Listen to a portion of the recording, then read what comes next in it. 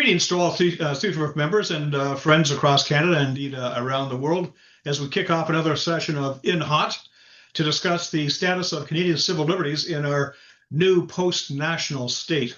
Today, we are very pleased to be able to discuss the nation's evolving situation in this regard with John Carpay, the founder of the national organization Justice Center for Constitutional Freedoms, or JCCF.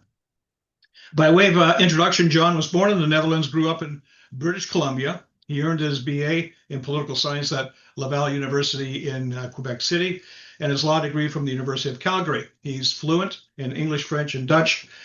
He served the Canadian Taxpayers Federation as Alberta Director from 2001 to 2005, advocating for lower taxes, less waste, and accountable government. Called to the bar in 1999, he has been an advocate for freedom and the rule of law in constitutional cases across Canada. As the founder and president of the Justice Center for Constitutional Freedoms, John has devoted his legal career to defending constitutional freedoms through litigation and education. He considers it a privilege to advocate for courageous and principled clients who take great risks and make tremendous personal sacrifices by resisting the unjust demands of intolerant government authorities. And we sure have seen a lot of that in the last couple of years. In 2010, John received the Pyramid Award for Ideas on Public Policy in recognition of his work in constitutional advocacy and his success in building up and managing a nonprofit organization to defend citizens' freedoms.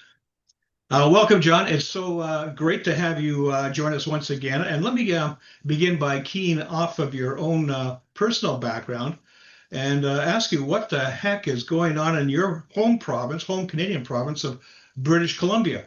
It seems like it's descending into crazy town as the good citizens of that province begin to worry about their homes being taken over by any number of indigenous bands that have seemingly gained title to their residences adjacent to downtown Richmond and even the whole of the Lower Mainland.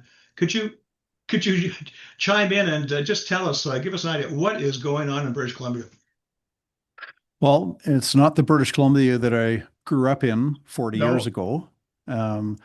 In early March, the Canadian public learned for the first time that an agreement was signed in secret between the federal government and the Musqueam Indian Band, which claims Aboriginal title over Vancouver, Burnaby, New Westminster, Richmond, Port Moody, North Vancouver, West Vancouver, parts of Coquitlam, parts of Surrey, parts of Delta. By the way, that most of that area is also claimed by the Tsawwassen, the Squamish, and the Cowichan. In fact, this Musqueam area, where this agreement, which I'll get into in a minute, says that the Musqueam have Aboriginal title, it includes the part of Richmond where 6 months ago the BC Supreme Court said that the Cowichan have Aboriginal title over a section of Richmond, British Columbia. Well, now the Musqueam also have Aboriginal title over the same, according to this agreement, which is 6 months after the court ruling. Anyway, this is amazing. This is like 2.5 million people. I mean, that have houses, mortgages, live in these towns and cities. I mean, that's absolutely incredible. I just can't see how this came about. Does it have its genesis, John? I think you have to go back to look. I hate to be don't shoot the messenger. I hate to be one of the bad news, but we've got race-based rights as part of Canada's heritage going all the way back to 1867 and probably prior to that. The British North America Act, which has been renamed the Constitution Act 1867. I think British North America Act is a much more colorful, descriptive way of characterizing Canada. But in any event, our Constitution says that the federal government has exclusive jurisdiction over Indians and lands reserved for Indians. And Indians there are an object of government control in the same way as buoys, lighthouses, and inland fisheries, coastal fisheries, the Postal Service, interprovincial trade and commerce, and coins and currency And lands, Indians and lands reserved for Indians, it's in our Constitution, like as if these people are just kind of, an object of federal jurisdiction. And then fast forward to 1982, our Constitution says that the existing Aboriginal and treaty rights, including land claims agreements of the Aboriginal peoples of Canada, which is Indians, Inuit, and Métis, are hereby recognized and affirmed. So we've got race-based rights in regards to Aboriginal and treaty rights. So Yeah. we've got quite the history of this. I think what's changed is that some Canadians think that the best way to help Aboriginal people is through well-intentioned racism, where we say that, you have different rights based on your ancestry or race or ethnicity or descent. I think it's a huge mistake. I think any country in the world that has a whole bunch of different ethnicities, like Canada does, the United States, many countries in the world, you don't all have like one ethnicity speaking one language. Okay. If you've got different ethnicities, the only way to unity if you say equal rights for all, special privileges for none. And we're not there yet in Canada. We have a long ways to go. No, it seems like as you express it, the federal government has expressed responsibility for Indians, along with other things, coinage and all the rest of it. But this whole situation now seems to turn everything upside down, because now it seems like the federal government has no control. It's the Indian bands themselves who, in effect, have control. And indeed, I think these court cases are so crazy is because they actually are being assigned title to land. So I know that I believe the federal government came out and said, "Oh no, don't worry, because no one's going to take over anybody's property." But apparently, the way it reads, it does read that these Indian bands are being assigned title over specific lands, and which include 2.5 million British Columbians, and who knows where that could end, in a couple of years' time when someone decides to execute on that. So this is That's exactly it. upside down. Well, the agreement talks expressly about it's online now. It was unavailable for a while, but it's on the federal government's website, so you can read the entire agreement. It's about 13 pages, so it's it'll take a little bit of time to go through it, but it's not like a 300-page document. It's very clear. It says the Musqueam have Aboriginal title over Vancouver. Now, the federal government and the Musqueam chief are saying, "Oh, don't worry, be happy, relax. We're never going to charge rent. It doesn't mean anything." But the Supreme Court of Canada has said that Aboriginal title means a right to the land itself. Aboriginal title doesn't mean just only that, you get to hunt and fish and wander across it. Aboriginal title is you own the land. That's what the agreement says. If that wasn't the intention, is this just a charade where the Musqueam and the federal governments they're just kind of lying to each other and coming up with a stupid agreement that is not based on integrity, where it doesn't mean what it says and it doesn't say what it means? Like, that doesn't make any sense. Like, when you sign an agreement, you do whether it's a lease or maybe it's a business contract, or maybe it's a will. Well, that's not really a contract, but anyway, when you sign something, you think about what are the wording here. When you pass a law, federal legislation, provincial legislation, you think about the wording. What do the words mean? And you assume that they have an effect, they have meaning. It's not just a bunch of smoke and mirrors. Well, so they can say that it doesn't mean anyone's going to take your title away or your house away, but a lot of other people are saying, are having second thoughts. People who insure houses, people who provide mortgages for houses, they're wondering, well, if you don't have titles to this house and to this land, well, then how can I loan you the money for a mortgage, because it belongs to someone else? Everything is basically turned upside down, and it's confusing as heck. Well, this is why the Premier of British Columbia a few months ago offered, and I apologize, I don't know whether this was merely a proposal or if it's actually been implemented, but he was going to provide 150 million, or maybe it was 150 billion, I don't know. He was going to provide an astronomical amount of money to compensate the homeowners in Richmond who were impacted by the Cowichan decision, which I guess ultimately means that the money is going to end up with the Cowichan who have Aboriginal title. Yes. But and now, like, how many more billions need to be paid to the Musqueam, who, by the way, they number about 1,500 Musqueam band members, I was going to say, taking over territory that's worth more than $1 trillion worth yes. of property, going like they're all going to be multimillionaires. But it's totally wrong that they should that we pay out to one ethnic group. Here's what's wrong, okay? We're all descended from settlers. The Aboriginals in Canada are also descended from settlers that came here from Asia. I don't know why we would have discrimination between, on the one hand, let's say 95% of Canadians who are Chinese, Punjabi, Filipino, French, British, Irish, German, whatever. You got 95% non-Aboriginal whose ancestors came here in the last 500 years. And then you've got, let's say, 5% of the population that's Aboriginal. Their ancestors came here more than 500 years ago.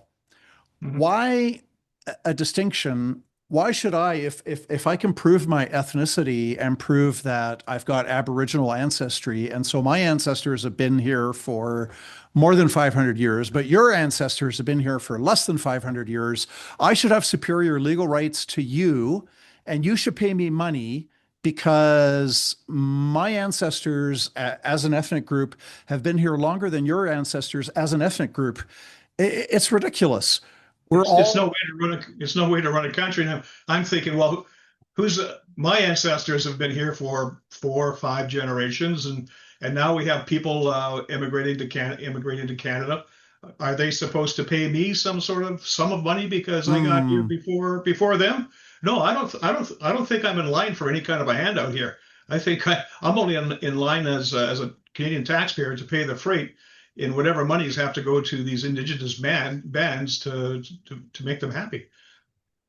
So I believe, I think, I mean, I need to double check this. I'm not 100% sure, but it's my understanding that the Chinese immigration and Japanese immigration to British Columbia occurred prior to large numbers of East Indians or South Asians moving to British Columbia. So you got the Chinese and Japanese were in British Columbia ahead of the East Indians. So should Chinese and Japanese have superior legal rights because, their ancestors have been in BC longer than the East Indians or South Asians? And everybody goes, of course not. Of course, like we're all Canadians, right? But yeah. Then somehow with the Aboriginals, there's this artificial guilt complex, like we stole the land, which we didn't. We've had, Canada's economy is $2.5 trillion per year. That economy was built up over centuries by Canadians of various ethnic groups, including Aboriginals, built up the economy over the last several centuries. And so now we have a $2.5 trillion modern advanced economy that didn't exist 500 years ago. Everybody's contributed to that, including Aboriginals, have participated in building up Canada to what it is today. So why any group should have special rights, it's just wrong. No, it seems like it's all about over the past 10 years. It's been all about dividing and conquering. I don't know, but it's been all this talk of diversity is all it's done is divide neighbor from neighbor, nation from nation, and I think along with that, I got this little piece of legislation here. It's called UNDRIP. It's the United Nations Declaration on the Rights of Indigenous Peoples that Canada signed off on back in about 2016 or so, I think. And this is kind of, I see as a seed of discontent here, of division, because in one section it says that Indigenous peoples, this is worldwide, Indigenous peoples have the right to own, use, develop, and control the lands, territories, and resources that they possess by reason of traditional ownership or other traditional occupation or use, as well as those which they have otherwise acquired. Talk about mealy mouth and all over the place and wide open. I mean, traditional ownership. I always thought that ownership was kind of based on control rather than tradition or something that happened eons or centuries in the past. That just doesn't work. The world doesn't work that way. But we signed off on this thing. UNDRIP has got that same, it's philosophically flawed because it believes in race-based laws. It believes that different people have different rights depending on their ethnicity, as Yeah. opposed to the concept of equal rights for all, special privileges for none. And so the mindset behind UNDRIP is kind of like the same mindset behind this rights recognition agreement that the federal government signed in secret with the Musqueam Indian Band. And it's this idea that depending on your race or ancestry or ethnicity, you have different legal rights than other people. And it's necessarily, it is guaranteed to cause division and resentment and strife. A friend of mine, a personal story, a friend of mine is 1/164th, like 1/64th Aboriginal, or maybe it's 1/32nd, or maybe 128th. And, his son got an extra $5,000 as a grant when his son went to university. Oh, Compared to my son, who has zero Aboriginal ancestry, although actually we don't even know that his mom might way back when, but sir, I don't. I'm from the Netherlands. I don't have any Aboriginal ancestry. My son doesn't get the 5,000. So I'm really happy for my friend and his son. I really am, because they're friends. So they got an extra $5,000. Good for them. However, at the same time, I resent that. Why? Because of their yeah. race or ethnicity, his kid gets an extra $5,000 to go to university and my kid does not. Well, that's not fair. How is that supposed to help anybody? Oh, you're Aboriginal. You get an extra 5,000 to go to university. Your Like, taxes are paying for your friend's son to help him go to university, where your son doesn't get anything because I guess being Dutch isn't worth anything, I guess. So it's worth no, not, at least it's not no, negative. it doesn't get you any points in the ethnic lottery. It does not. No, Right. you got to be, Musqueam or Iroquois or Algonquin or Tsawwassen or Squamish or Cowichan or Cree, or on and on and on. And then Well, it it I guess British Columbia is kind of the first out of the gate because I think they're the first province to legislate in accordance with the United Nations Declaration on Rights of Indigenous Peoples. They came out with their own act, DRIPA, the Declaration of I guess Rights for Indigenous People Act in British Columbia. But this could this be coming the way of Ontario, of the other provinces? I guess there's nuances there because other provinces have numbered treaties in place, whereas BC is basically it seems to me like all of the land is unceded by Indigenous bands there. But this could be a national thing. I would imagine. Well, the Parliament passed federal legislation 3, 5, 7 years ago. I can't remember exactly. The Justice Centre wrote a paper urging the MPs to vote against it, but it was legislation that basically says Canada is going to try to implement the United Nations Declaration on the Rights of Indigenous People. There you So go. that was that was passed into law, and British Columbia did the same thing, and they passed legislation, and they said all of the laws of British Columbia are going to be interpreted through I'm paraphrasing here, it's not the exact words, but all of the laws of British Columbia are going to be interpreted through the lens of this Declaration on the Rights of Indigenous People. And Yes. it's a racist declaration that says that we're not all equal before the law. And if you have Aboriginal ancestry, you have special rights, different rights than the rest of the population. And it's based on this, I think, guilt about the Europeans, later followed by Asians and Africans, but the Europeans came to the Americas and conquered and took over. And, there's this guilt complex about that having happened. Mhm. Historians will debate to what the injustices were or how grave or not, et cetera, et cetera.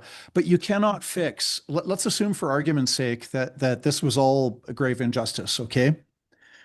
Even if you assume that, you don't fix that by inflicting new injustices on people today, like No, the 2 million people living in Vancouver who are going to, whose land titles are not secure. You know, they've paid off a mortgage or they're still paying off a mortgage. They're the legal owners on title. Now that security of legal ownership has been taken away from them, which is not fair to them. no. And so you don't fix historical injustices by um, perpetrating injustice on people today. Well, we seem to be living in a house divided, John, because on one hand we've got this race-based system that's being put into place by the federal government, by provincial governments, favoring indigenous bands. On the other hand, we've got this charter that calls for fundamental rights and freedoms and calls out for no one to be discriminated against. That's kind of the fundamental whole deal of the charter. And here we have this systemic racism happening in the face of the charter itself. I mean, are we at a point where we can say there's another section in the charter, section 52, I think it is, that the superiority clause, laws that are put in place that go against the charter and the Constitution are of no force nor effect. Are we at the point where someone should be declaring section 52 and say these laws have got to be reviewed because they can't we can't have a country that lives like this. It's just not going to happen. Well, if we continue on the current path, it's just going to lead to more and more division and strife and conflict, which ultimately, and it's not likely to happen anytime soon, but by the end of the day, it could even lead to violence. If people feel that they cannot peacefully resolve conflicts through the use of courts and negotiations and politics and elections, if people lose confidence in nonviolent dispute resolution, right, then ultimately it could get that bad. But we're not anywhere close to that. I'm not suggesting that we are. No, but we are. Seen in this light, the Alberta separation movement could be seen. This could be seen as a big motivator behind that movement.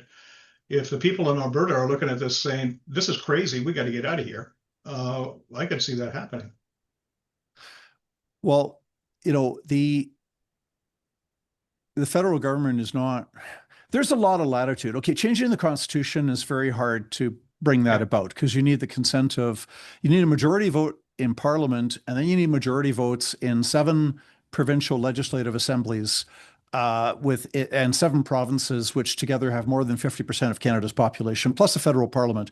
So if you wanted to repeal this racist Section 35 that gives race-based rights to Aboriginals, like, good luck. You're not gonna get the federal Parliament plus 7 provinces to all agree to do that. It's not going to happen.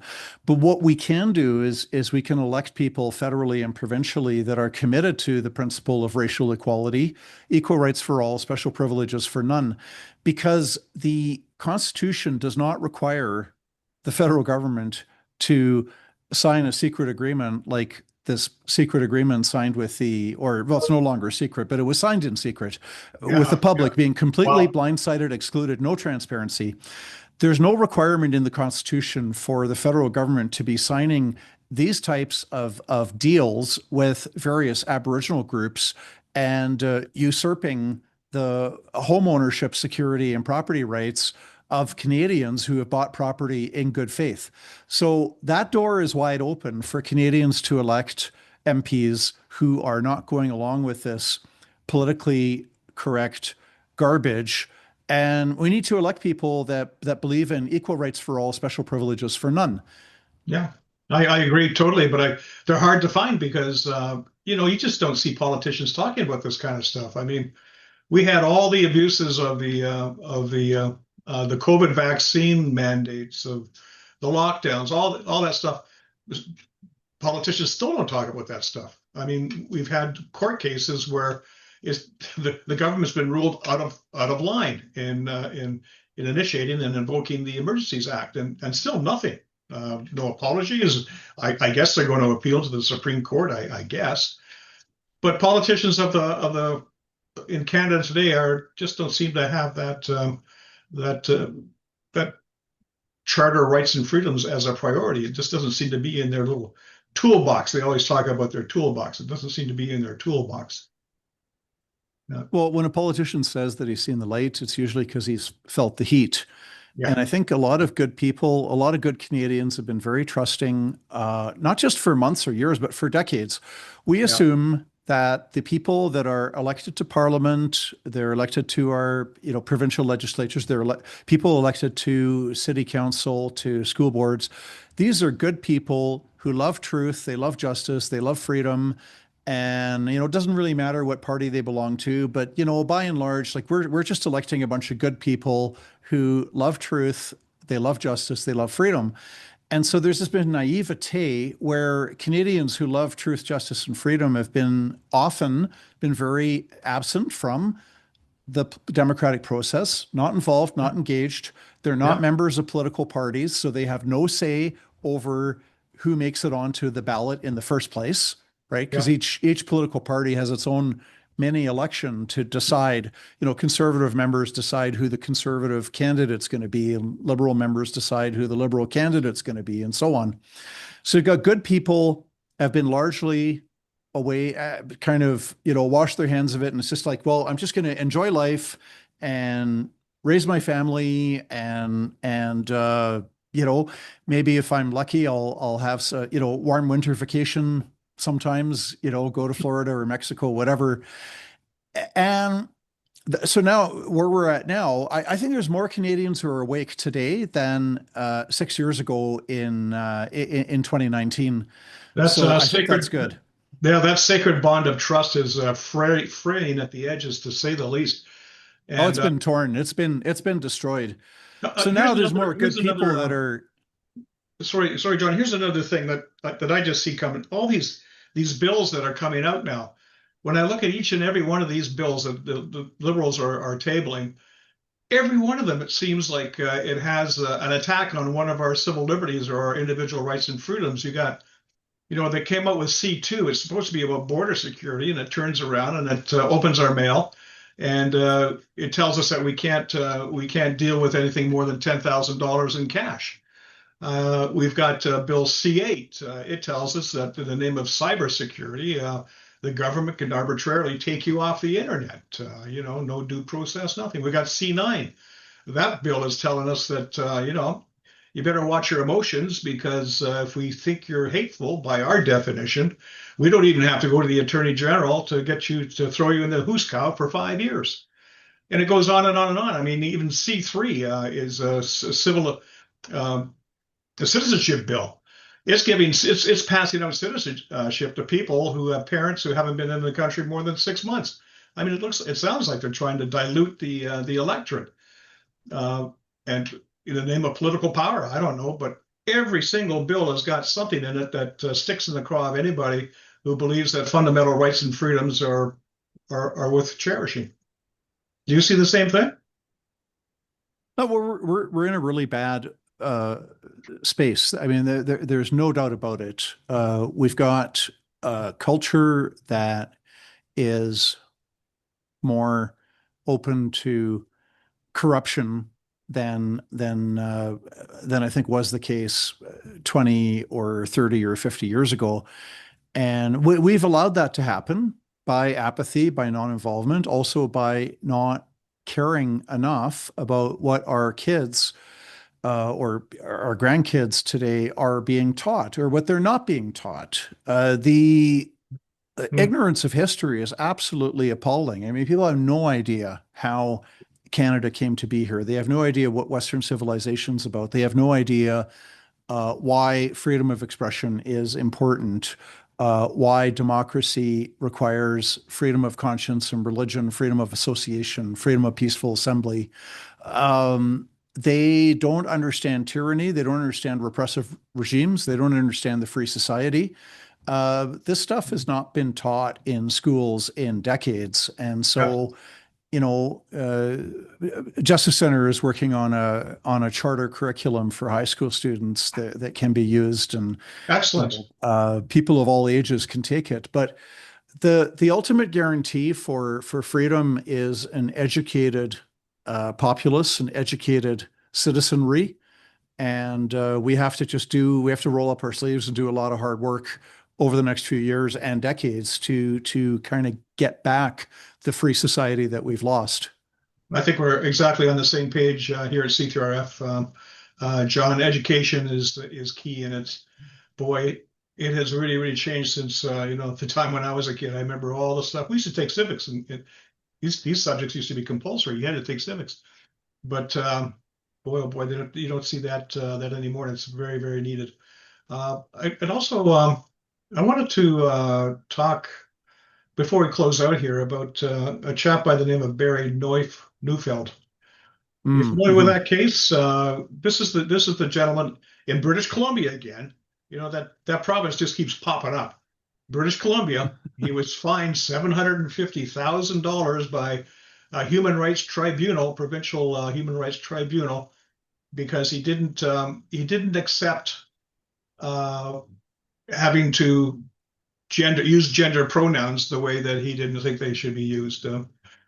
This is another case that's popped up in British Columbia. Is JCCF involved with that case at all? We have not been. If Barry wants the Justice Center's help, he would need to go online and fill out the form, and then our legal team, potentially could take on that case. Yeah. I'm not aware of what's going on, but as you said, it was his public advocacy for children to say that it's not good for children to be exposed to transgender ideology, whether he's right or wrong. I mean, I happen to agree with him. Okay, yeah. But even if you disagree with that, and maybe you're of the mindset that kindergarten students should be told that there's no such thing as boys or girls, and you might be a girl trapped in a boy's body, and if you're a boy you can become a girl, whatever. Even if you believe that it's good to be telling 5-year-old kids this, or 15-year-old kids, teenagers, whatever, okay, in a free country, you should be able to express your opinions. So Barry Neufeld, his opinions were, we don't want this sexual orientation, gender identity, SOGI program. It's bad for kids, and spoke out against that. And then this human rights tribunal said, well, you're denying you're negating the existence of transgender people, and you're denying their reality, right? Which is ridiculous. He's not denying their reality.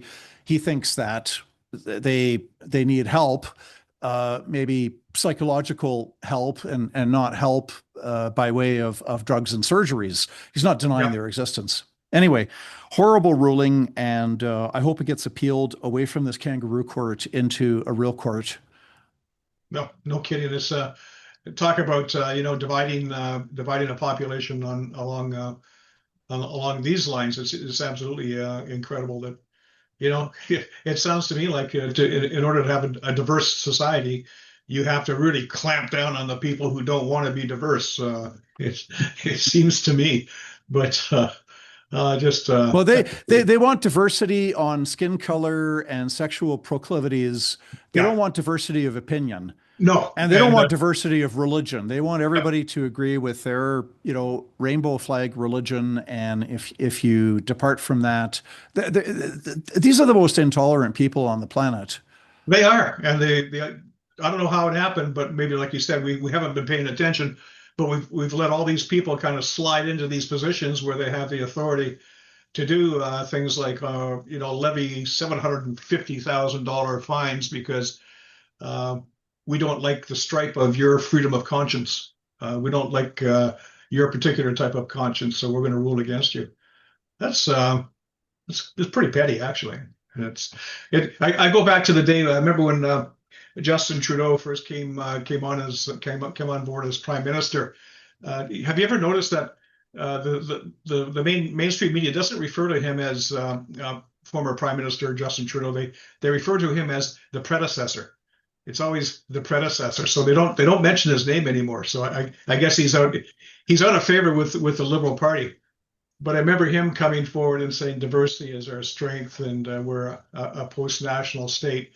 And quite frankly, it seems like it's gone downhill ever since that time. Well, Seeds of that were sown long before he took power, right? Because law follows politics, politics follows culture, culture follows education.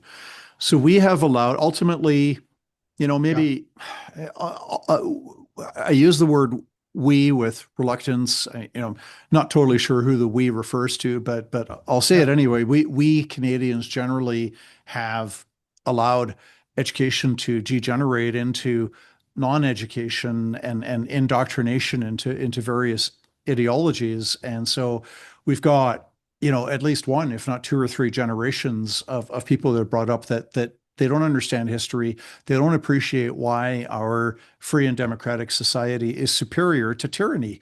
They really don't get that. So we've just got a lot of work to do, but we've allowed this to happen. And so the education or lack thereof has corrupted the culture. And out of this corrupt culture, we get corrupt politics. And out of corrupt politics, we get really bad laws. So it's just a question of a lot of hard work to change the culture. And, it's up to us. The only thing necessary for evil to triumph is for good people to do nothing. So if the good people in Canada roll up their sleeves and get to work, then we're going to beat the tyrants. Yeah, totally agree. Totally agree. Now, I wonder, in closing, I know that you have other engagements, John. In closing, is there anything C3RF members can do to help you with the hard work that you're involved with at JCCF? Well, we always, we appreciate support from people, and if you want to donate to the Justice Center, we are a registered charity. Last month, we sent out close to 10,000 tax receipts to people. The most important thing this week, the members of Parliament are voting by Friday, March 13th. Okay. They're voting on Thursday the 12th, Friday the 13th on Bill C9. Yes. If you haven't already done so, contact your member of Parliament and say, vote against Bill C9, or else I will vote against you in the next election. Get MPs the message, because if Bill C9 passes, we're going to become more like the United Kingdom, where 30 people a day are criminally charged over their social media commentary. Yes. So that would be the last thing I would say is contact your MP today, send them an email and say, if you vote in favor of Bill C9, I'm voting against you in the next election. And just Excellent. Make it short, simple, and not so sweet. I like it. Okay. We'll pass that on, John. And in the meantime, much good luck in your efforts in providing the education the country so badly needs. Thanks again, John. Thanks for having me with you and your viewers and listeners. Until the next time. Okay. Next time, John.